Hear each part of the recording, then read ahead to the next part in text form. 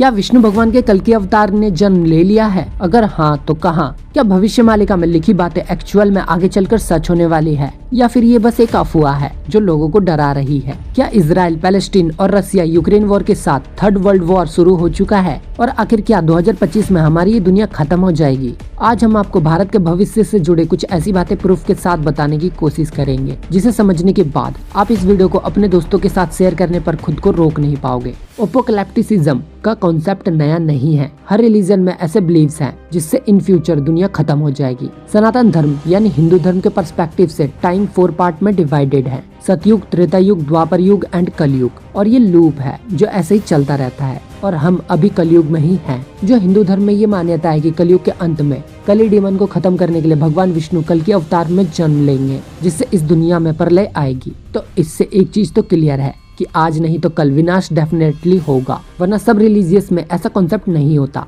लेकिन सवाल आता है कि ऐसा आखिर कब होगा? काफी समय से एक बुक जिसके बारे में काफी ज्यादा चर्चा हो रही है एंड उस बुक का नाम है भविष्य मालिका। जैसा नाम से क्लियर है कि ये भविष्य से जुड़ी है, तो इस किताब में भविष्य को लेकर काफी कुछ बताया है। इसके अनुसार वर्ल्ड वॉर शुरू होगा जो 6 साल तक चलेगा। इसके अकॉर्डिंग विष्णु के कल्कि अवतार ने जन्म ले लिया है और जल्दी कयामत और प्रलय आएगी जिसमें पूरी धरती नष्ट हो जाएगी। तो चलो जानते हैं कि भविष्य मालिका में लिखी भविष्यवाणी किसने की है, वर्ल्ड वॉर 3 किसके बीच होगा और कल्कि अवतार का जन्म कहाँ हुआ है और आखिर 2025 के बाद क्या कुछ होने वाला है। भविष्य मालिका एंड बहुत कम चांसेस है कि आपको इसके बारे में पता होगा। इस किताब को पंचसखा यानी 5 महासंतों ने मिलकर लिखा है, जिसमें से एक संत श्री अच्युतानंद दास जी थे। ये बहुत ही सिद्ध योगी थे, जिस वजह से 16वीं सदी में इन्होंने भविष्य में होने वाली कई घटनाओं का जिक्र पहले ही कर दिया था, जैसे कि वर्ल्ड वॉर 3, कलयुग का अंत और कल्कि अवतार के जन्म के संकेत। वर्ल्ड वॉर 3 इस बारे में किताब में साफ साफ कहा गया है कि 2026 में वर्ल्ड वॉर 3 शुरू होगा। इसमें बताया गया है कि भारत पर चाइना के साथ मिलकर 13 मुस्लिम देश आक्रमण करेंगे। ये युद्ध करीब 6 साल तक चलेगा, लेकिन हमारे लिए सबसे कमाल की बात ये है कि आखिर में जीत भारत की ही होगी। ऐसे में जब अभी इजराइल, पैलेस्टीन और रसिया यूक्रेन जैसे बड़े देशों के बीच ऑलरेडी वॉर होता हुआ दिख रहा है एंड इसमें और भी बड़े डेवलप नेशन अपना इंटरेस्ट दिखा रहे हैं, वहीं इंडिया अपना दिमाग लगाकर कभी इजराइल का सपोर्ट करता है तो कभी रशिया का, क्योंकि इन देशों ने हमारी पहले मदद की है। इसीलिए ये इशारा काफी है कि वो दिन दूर नहीं जब चीन, पाकिस्तान के साथ कई और मुस्लिम देश नाराज होकर हमारे साथ जंग शुरू कर दे। इस वजह से हमारे सामने वर्ल्ड वॉर 3 शुरू होता हुआ दिख सकता है। तो ऐसे में ये कहना बिल्कुल भी गलत नहीं होगा कि वर्ल्ड वॉर 3 की शुरुआत ऑलरेडी हो चुकी है। भविष्य मालिका ने हिप्पोक्लिप्स आने की डेट यानी कि कलयुग के बारे में भी काफी कुछ बताया है, लेकिन कलयुग के टाइम जोन को समझने से पहले हमें कलयुग की बिगनिंग को समझना होगा। पुराने सोर्स के अनुसार एंड गूगल के अकॉर्डिंग कलयुग actually begins in 3102 BC, Shri Krishna की मृत्यु के साथ ही। अब ये 3102 BC साल कितना ज्यादा इम्पोर्टेंट है एंड हमारे स्क्रिप्चर्स कितनी ज्यादा सही, ये इसी बात से समझ सकते हो कि ये पॉपुलर मयान कैलेंडर की ग्रेट साइकिल की स्टार्टिंग ईयर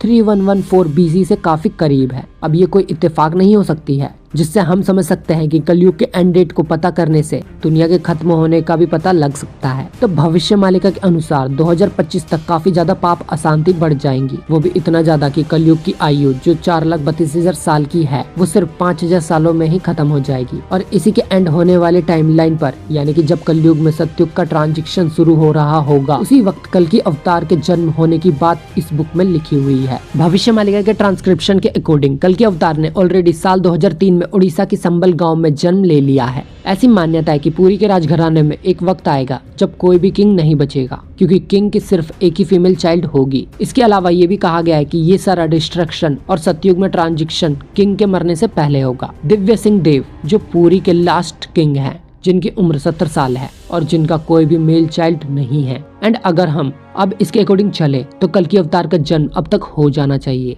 और ये युग ऑलरेडी एक ट्रांजिशनल टाइम पीरियड से गुजर रहा है। अब देखो, ये तो बात रही बुक के इंटरप्रेशन की, जिसमें हमने कल्कि अवतार यानी कि कल्कि भगवान को किसी फिजिकल फॉर्म में बांध रखा है। बट वास्तविकता में भगवान को जानना हम में से किसी के वश में कतई भी नहीं है। इनफैक्ट ऐसा भी पॉसिबल है कि जैसे हमारी कल्कि अवतार को लेकर धारणा बनी हुई है, यानी कि वो किसी फिजिकल फॉर्म में आएंगे, उसकी जगह वो नेचुरल क्लाइमेटीज, डिस्ट्रक्शन वगैरह के रूप में भी आ सकते हैं, जिससे हम उनके होने के बावजूद उनकी एग्जिस्टेंस को समझ नहीं पाएंगे। अब ऐसी पर्सपेक्टिव थोड़ी critical thinking and deep analysis के बाद ही समझ में आती है एंड वजह बहुत बड़ी है जिसकी वजह से लोग प्रेडिक्शन को सीरियस नहीं लेते हैं। क्योंकि हम मानते हैं कि जैसा इनिशिएटिव टेस्ट में लिखा है कि जैसे भविष्यवाणी इनकोड करके लिखी गई है एग्जैक्टली वो उसी तरीके से सच होगी, जैसा in most of the cases नहीं होता और इन सब में एक हाइडन मीनिंग छिपी होती है। तो कलयुग जिस भी तरीके से खत्म हो या हिपोक्लिप्स की शुरुआत हो, चाहे प्रलय हो या फिर तरीका कोई हो, ये हम में से कोई समझ नहीं सकता है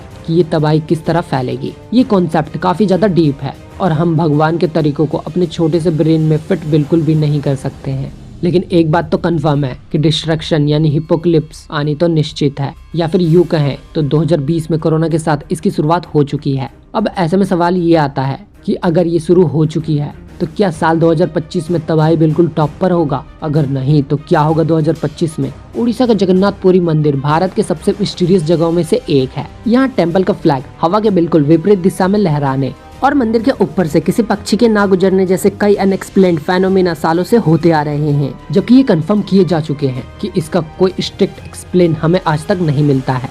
इसको रेफर करते हुए भविष्यमालिका में लिखा है कि जब इस टेम्पल की चोटी पर बाज बैठेगा, टेम्पल फ्लैग में आग लगेगी, खून के धब्बे मंदिर के अंदर मिलेंगे या फिर मंदिर के ऊपर से पत्थर गिरने लगेंगे, तो समझ लेना कि तबाही, प्रलय, इस युग का अंत या जो भी कहो वो बहुत जल्द शुरू होने वाली है। वहीं बात करें तो इन सब की शुरुआत अभी कुछ समय पहले कोरोना पैंडेमिक के साथ ही ये सब चीजें शुरू हो चुकी हैं। वहीं मंदिर के फ्लैग में आग मार्च 2025 यानी कि कोरोना पैंडेमिक के ठीक पहले ही लग चुकी थी। 2020 में ही जून के महीने में मंदिर पर बाज बैठा हुआ दिखाई दे चुका है। और खून के धब्बे की जहां तक बात रही तो वो भी 2020 के बाद से 2-3 बार देखने को मिल चुका है। मतलब वो सारी घटनाएं जो कि कभी पॉसिबल ही नहीं थी एंड जो सालों से कभी नहीं हुआ था वो अब हो रहा है। बाकी इशारा साफ है कि कलयुग खत्म हो रहा है और 2025 के बाद से वॉर, बीमारी या फिर हमें और भी किसी नए तरीके से कुछ तबाही देखने को मिलेंगी जैसा पहले कभी नहीं हुआ होगा। वही 2023 के दिसंबर मंथ में केरल स्टेट में कोरोना का एक नया वेरिएंट सामने आ चुका है। बाकी कुछ समय पहले कोरोना वायरस ने कैसे तबाही मचाया था ये लगभग आप में से सभी को पता ही होगा।